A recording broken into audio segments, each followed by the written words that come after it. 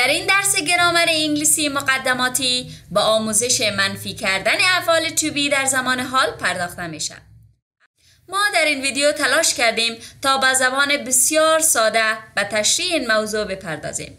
پس از شما عزیزان میخوایم که تماشای این ویدیو را از دست ندهید. سلام، شگوفه شریفی هستم. به چینل ایزی لرنینگ خوش آمدید. در درس قبل افعال to be را در زمان حال با هم خواندیم و یاد گرفتیم که در زمان حال 3 تا فعل to be وجود داره که عبارتن از is, am و are. حالا برای مشاهده ویدیوی قبلی راجع به to be verb به لینکی که در بالای صفحه میگذارم مراجعه کنید. در درس امروز با هم یاد میگیریم که چگونه این افعال را منفی کنیم. خب یکی از افعال to be بود am. I am یعنی من هستم. حالا اگر بگویم من نیستم چطور میگیم در انگلیسی؟ میگیم I'm not. من نیستم. پس برای منفی کردن افعال to be کافی است بعد از to be verbs یا بعد از افعال to be شما کلمه not را اضافه کنید. I am من هستم. I'm not من نیستم. I am not ready. من آماده نیستم. ready به معنای آماده، تیار.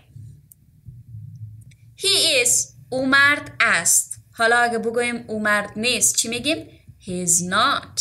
He is not. فقط بعد از to be verb is not را اضافه میکنه.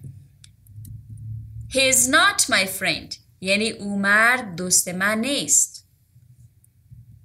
She is یعنی او خانم است. حالا اگه بگویم او خانم نیست چی میگیم؟ She is not. She is not tall. او خانم قد بلند نیست. It is یعنی این است. حالا اگه بگویم این نیست چی میگیم؟ It is not. این نیست. It is not true.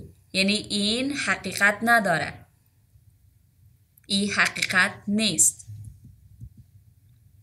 You are یعنی شما هستید یا تو هستی. چون you هم برای مفرد استفاده میشه، مخاطب ما اگر مفرد باشه هم you استفاده میشه و اگر مخاطب ما جمع باشه هم you استفاده میشه و در هر دو حالت برای you ما از to be verb are استفاده میکنیم. You are شما هستید یا تو هستی. حالا اگر بگویم تو نیستی چی میشه؟ You are not. تو نیستی. You're not busy. تو مصروف نیستی. They are. آنها هستن. They are not. آنها نیستن. They are not pink. یعنی آنها گلابی نیستن. Pink به معنای گلابی. We are. یعنی ما هستیم. اگر بگویم ما نیستیم چی میشه؟ We are not. We are not tired. ما خسته نیستیم. یا ما مانده نیستیم. در این قسمت با هم شکل مخفف am not, is not و are not را یاد میگیریم. I'm not. آیا شکل مخففی برای am not وجود داره؟ آیا ما amn't گفته میتونیم؟ نه خیر.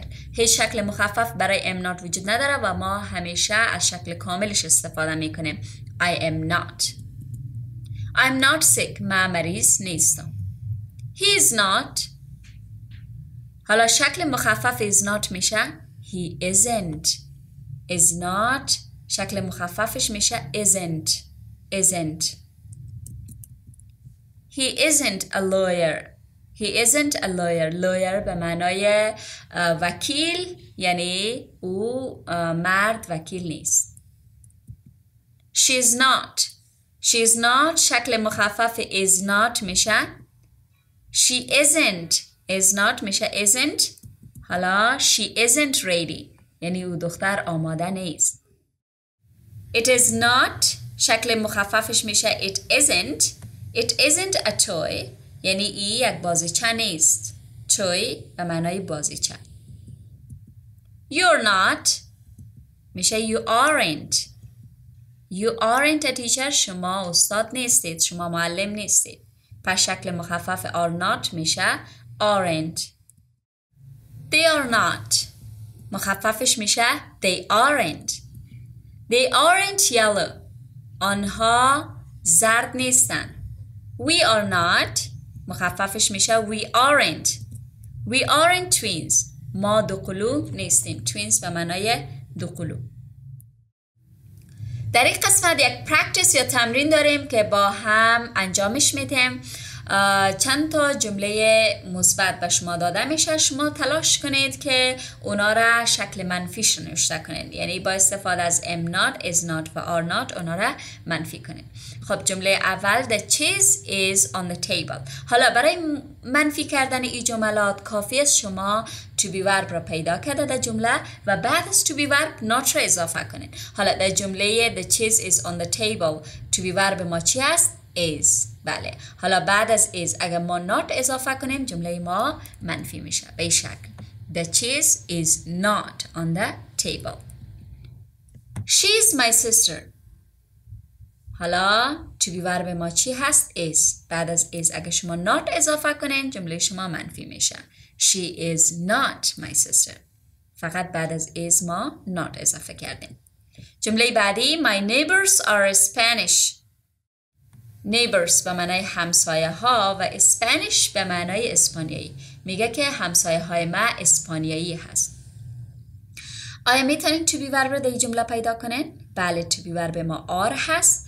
پس در شکل منفیش ما فقط بعد از are not رو اضافه میکنیم. My neighbors are not Spanish. The drawers are empty.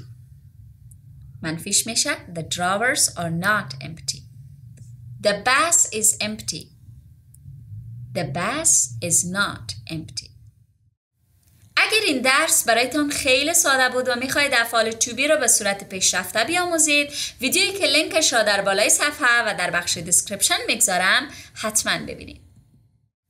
رسیدیم به پایان درس امروز و مثل همیشه درس خود با یک هومورک یعنی کارخانگی به پایان میرسانیم. دوستان عزیز چند تا جمله بر شما اینجا داده شده. این جملات تکمیل نیستن. شما این جملات را با استفاده از am not, isn't و aren't تکمیل کنید و جوابای خود حتما در کامنت با ما شریک بسازید. بسیار تشکر که تا این لحظه همراه ما بودید. لایک، کامنت و شیر فراموش نشه. تا ویدیو و درس بعدی خدا نگهدار.